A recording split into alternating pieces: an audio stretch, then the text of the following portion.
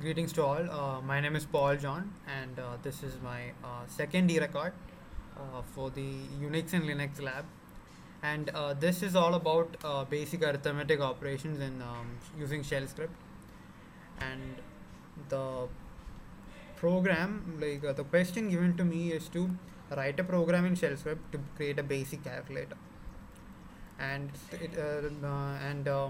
this is the syntaxes that I've used basic here I have used mainly a while loop which has the following syntax, as you can see, and then I have used switch case, which has the following syntax. It's like case, the variable name in, and then one, there's these within the parentheses you put the constant with which you will be checking the value of the variable.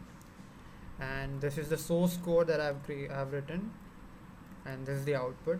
And now I'll go to putty and show you, and I'll open the file. The file that I've used is ex2.sh, and as you can see, this is the code that I've written. It prints calculator at first, and then I've initialized the variable c as 1, and then I've started the while loop, and it will run as long as the value of c is equal to 1. In the do part of the while loop, I'll ask the user to enter their choices: 1 for addition, 2 for subtraction, 3 for multiplication, and 4 for division, and 5 for modulus. And then I use the read command to read the variable in ch, and then the choice is taken in, and I'll ask the user to enter the numbers and read ab. And using switch case, I determine the value of the choice, and I compare it with 1, 2, 3, and 4, and 5. If it's 1, I add the values given by the user. If it's 2, I subtract them. If it's 3, I multiply them. And if it's 4, I divide them. And as you can see, I have used a backslash over here. This is because asterisk is a wild card in shell script. So when you're using it in code, if you directly use it without the backslash, it will show you error. So to avoid that, I have used the backslash, as it is a wildcard. Same thing with the forward slash and the modulus. And I use the sac, that is the reverse of the word case, to conclude the case. And then I ask the user whether he wants to continue.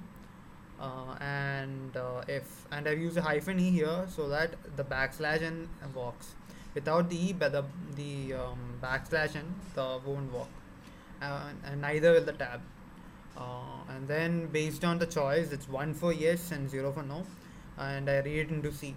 And if it's 0, the loop gets over and the program gets over, or else as long as the choice is 1, that is yes, it will keep on asking for the user for what kind of operation he wants to perform. So that's it. Now let's just run it. The command used to run the program is sh.